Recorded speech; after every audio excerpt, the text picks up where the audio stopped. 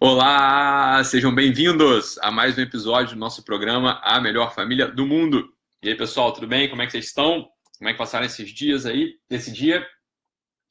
Maravilha! Se vocês estiverem me vendo bem, me ouvindo bem, me avisem aí nos comentários para saber que está tudo certinho com a transmissão.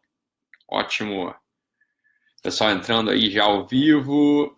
Patrícia, Denise, ótimo. Shirley, beleza. Maravilha. Deixa eu dar uma olhadinha aqui. Hoje, só lembrando, né? Lembrando que hoje à noite, né? Hoje, dia 3 de abril. Dia 3 de abril, a gente vai ter nosso aulão Tira Dúvidas à noite, né? Para quem é aluno do curso sobre os 4 temperamentos, né? Então, hoje tem aulão Tira Dúvidas aí para o curso, né? Para os alunos do curso sobre os 4 temperamentos. Então, para quem é aluno, a gente se vê daqui a pouco, né? Às 9 da noite, né? Tirando as dúvidas restantes sobre o assunto, tá bom? Beleza. Então vamos lá, pessoal. Maravilha.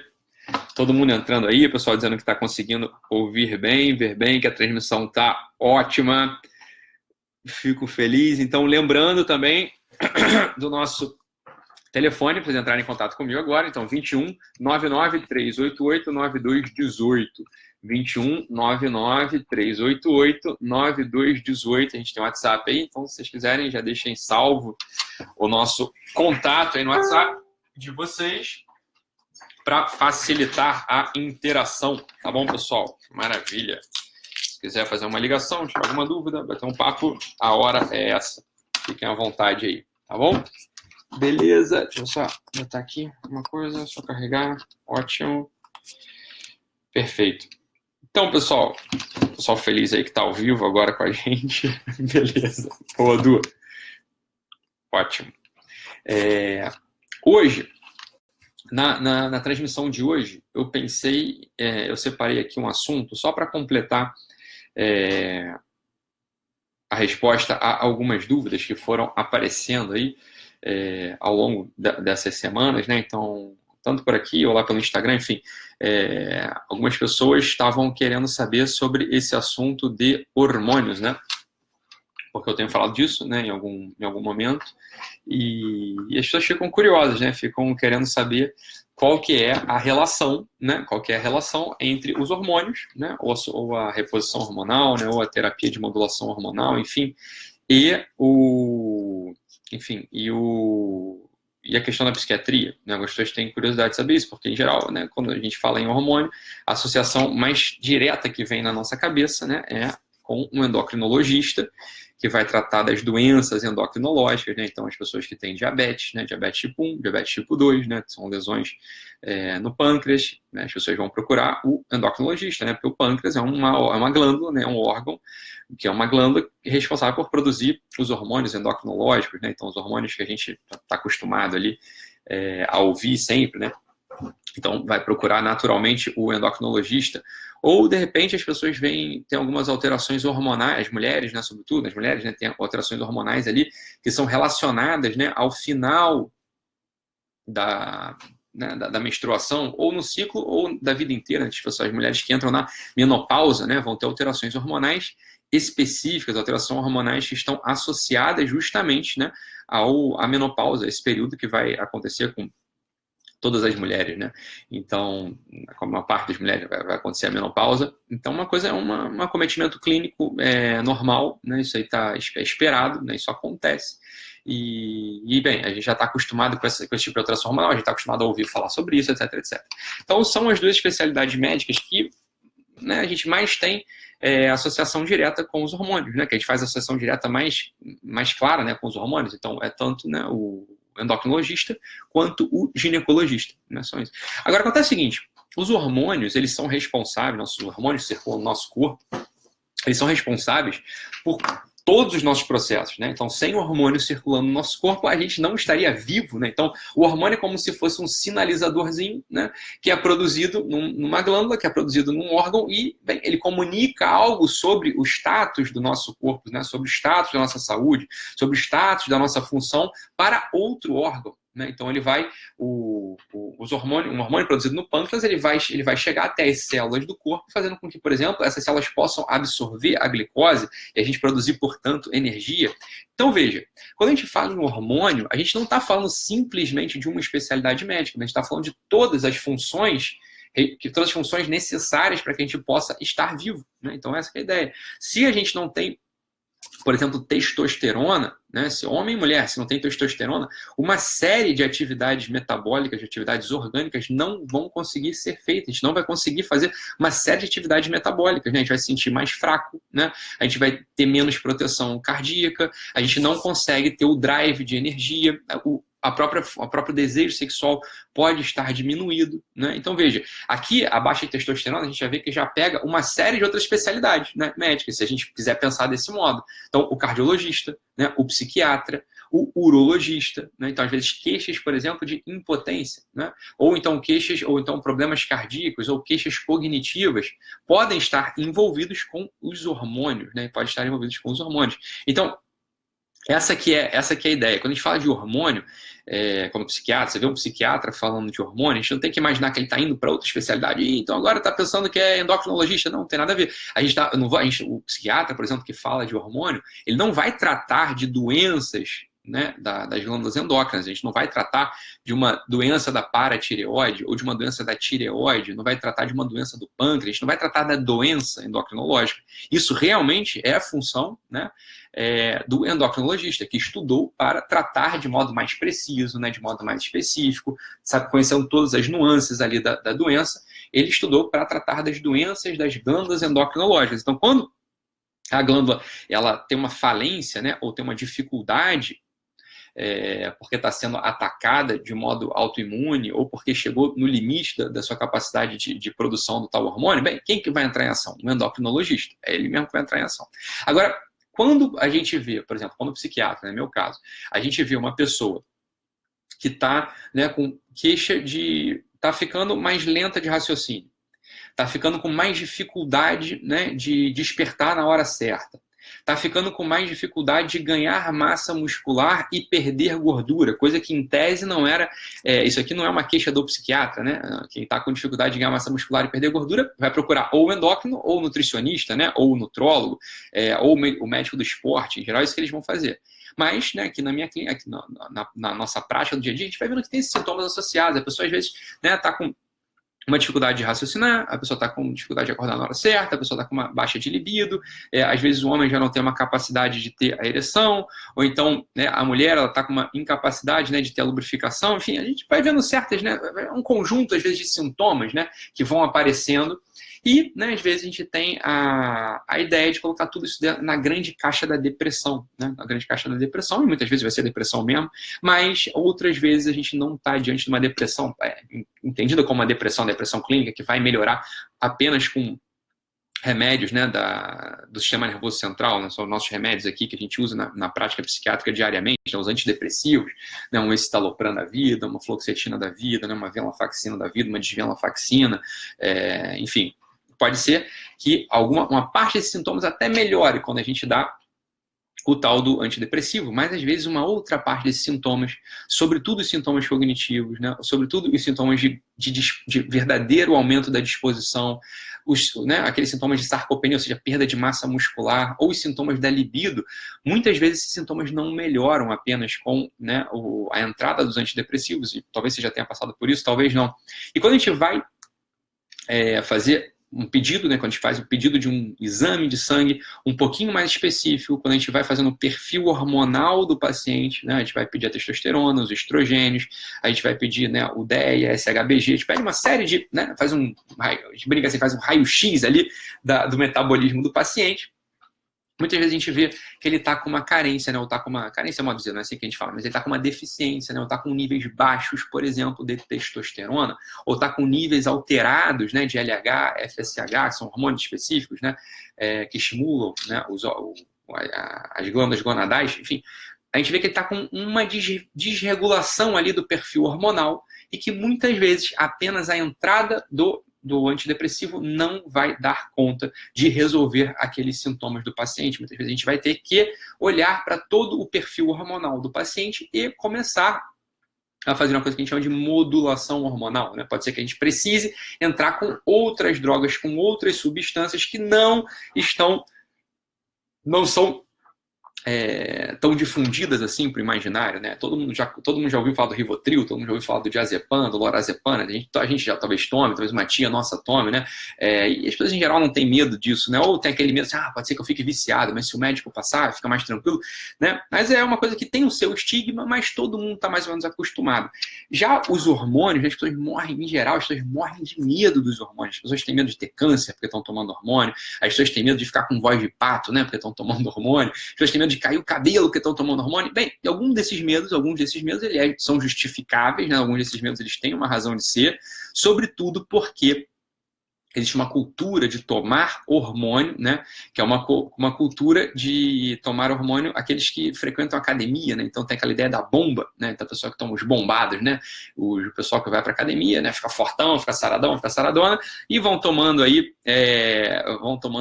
essas bombas da vida, né? Deca, né? O Durateston, Deca-Durabolina, então Trembolona, enfim, o Hemogenin, vão tomando esses remédios, né? E, em geral, muitos desses atletas, né? Ou desses, né? As pessoas que acham que são atletas tomam essas medicações sem acompanhamento médico. Tomam essas medicações, né? Enfim, essas medicações sem nenhum tipo de acompanhamento médico, essas medicações porque o amigo bombado, né, ou a amiga marombeira ele toma e teve um resultado estético interessante, então as pessoas acabam tomando isso. E aí sim, né, vem uma série desses efeitos colaterais, né? Podem ver esses efeitos colaterais graves, né? Por quê? Porque foi tomado sem acompanhamento médico. Foi tomado, muitas vezes, simplesmente por uma finalidade estética.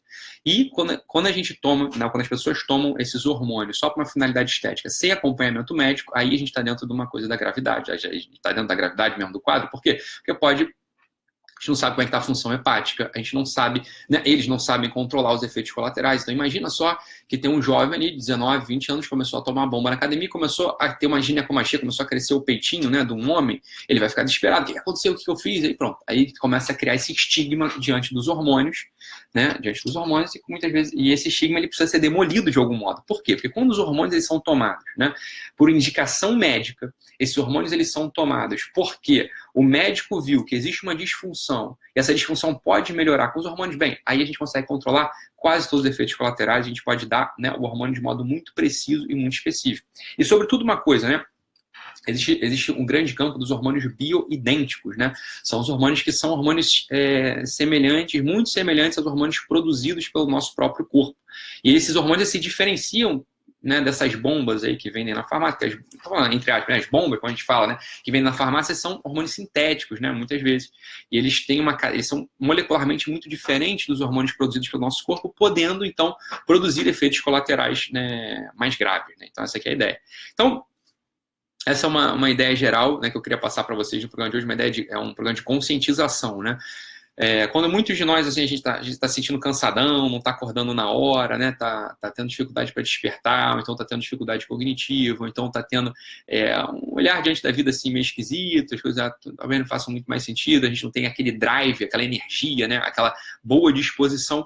Pode ser que a gente esteja, né, diante não apenas de um quadro de depressão, né, ou de ansiedade pura, mas pode ser que a gente esteja diante de um quadro de desbalanceamento hormonal, né? E aí a recomendação é que a gente procure, né, que vocês procurem algum médico que saiba, né, pedir esses exames, saiba ler, fazer a leitura, saiba fazer a modulação, né, desses hormônios. E infelizmente a má notícia é que é raro, né, a gente hoje ter um médico que saiba, que conheça esse tipo de medicina, né? E teve uma aula fechada, uma aula que eu dei, né, de um desses cursos. Foi do curso Faça a Coisa Certa, foi o curso sobre matrimônio, foi o curso sobre casamento, né? O curso Faça a Coisa Certa, que, inclusive, eu acho que o link está aí, até na descrição do vídeo, né? Para a primeira aula do curso. Então, lá dentro eu falo que é muito difícil ter médico que saiba de fato lidar com esse tipo de né, de medicina. Por quê? Porque isso não se aprende na faculdade, isso, em regra, não se aprende nas pós-graduações, nas residências, né, que a gente faz, ou nas pós-graduações, no mestrado, doutorado, isso não se aprende lá. Existem alguns outros cursos, né, que são muito, muito, muito caros, que são oferecidos, né, por instituições internacionais, né, por sociedades internacionais, tem algumas aqui no Brasil, e a gente precisa correr atrás dessa formação. É uma formação muito cara, uma formação que, bem, uma parte dos clínicos não tem, dos médicos não tem, então muitos deles não sabem, né, os nossos colegas não sabem fazer a leitura, né, desse tipo de perfil, e acabam, às vezes, deixando a coisa passar, não por, né, nem por negligência, por nada, mas, às vezes, por desconhecimento, porque isso ainda não é algo que está absolutamente divulgado aqui no Brasil, né? Lá fora, já é uma ciência muito mais divulgada, né? A maior parte dos médicos tem esse conhecimento. Aqui, a gente ainda está divulgando esse tipo de medicina, e a gente espera que daqui a alguns anos, pelo menos que daqui a alguns anos, eu não receba, às vezes, no consultório, como eu recebo, às vezes eu recebo aqui no consultório pacientes que passaram por vários outros médicos, né? Estão há anos ali com baixa de testosterona, com uma qualidade de vida bem ruim, e aí a gente repõe a testosterona, a pessoa melhora, né? A gente faz uma modulação ali no perfil estrogênico da paciente mulher, bem, ela melhora, às vezes, da TPM, melhora da baixa de libido, melhora da baixa de disposição, ou então começa a conseguir despertar na hora, começa a conseguir acordar com os primeiros comemorativos do dia, que é o normal, né? O normal bem, o sol começou a nascer, o que a gente vai esperar para levantar? Vai esperar nada, vai levantar junto com o dia, né? Vai levantar junto com o sol, vai ficar esperando o quê, né? Enfim, o galo cantar, né? A gente mora em cidade grande não tem nem galo que canta, então a gente vai, né, vendo que muitas dessas queixas, né, muitos desses quadros de fraqueza, né, de alteração de humor, de irritabilidade, eles estão associados a essa questão hormonal, né, que muitas vezes é negligenciada, não por maldade, por nada, mas a maior parte das vezes por desconhecimento, né? Então, essa é a ideia. Então, aqui, ó, do Martins pergunta: qualquer médico pode pedir esse exame de perfil hormonal? Qualquer médico, né? A pessoa que tem um carimbo ali, às vezes até um nutricionista, alguns planos de saúde, alguns laboratórios autorizam, né, um nutricionista a pedir os exames, né, de sangue, e acaba que qualquer pessoa, qualquer médico que saiba ler esse tipo de exame vai pedir. O que acontece, né, é que muitas vezes nossos colegas não pedem. Eu mesmo, né, no início eu não pedia. Por quê? Porque eu não sabia o que fazer com aquela informação, né? Então tá há alguns anos, né, assim que eu me formei, né, eu não pedia por quê? Porque eu nem sei o que fazer. Vai ver ali o perfil ali de testosterona, estrogênio alterado, o DHE para lá, né, dihidroepiandrosterona para cá, o SHBG. Não, o que eu faço com isso? Não sei fazer. Então, né, a questão é, qualquer médico pode pedir, mas desde que saiba fazer a leitura, né? Então, pode ser que a tua médica saiba, né, que a tua médica tenha conhecimento e, enfim, ela vai poder, ele vai poder, ou ela vai poder te orientar nisso aí, fazer a reposição que for necessária, né? Enfim, às vezes algumas mudanças de estilo de vida podem ajudar, alguns alimentos podem ajudar, e aí teria que ver o perfil hormonal de cada um. O Jusicler Carneiro pergunta aqui: mas em Curitiba que não tem sol? É verdade, tem alguns lugares que... Agora vê bem, eu moro no Rio de Janeiro, hein, Jusicler. Aqui tem sol pra caramba. Qual que é a diferença que faz? Nenhuma. Eu fico 10 horas aqui dentro desse box, né? Então não vai fazer diferença nenhuma aqui no meu consultório, né? Você vê, ó, tem parede para um lado, né? Livro de um lado, parede para o outro, né? Então, não tem uma frestinha de sol. E se você for olhar aqui a minha janela, é pior, né? Ela tem isso filme aqui, né? Não é nem bate sol aqui dentro. Né? Então, a verdade é que a gente, né, na nossa atuação contemporânea, uma parte das pessoas fica dentro do escritório, né, fica dentro dos boxes fechados e não vai ter sol entrando mesmo, né? Então, o que a gente faz? Tem que suplementar. Não adianta. Algum sol a gente teria que pegar, seria ótimo a gente pegar algum sol, mas algumas pessoas não vão conseguir pegar sol, né? E aí, qual que é o sol que é útil mesmo para a produção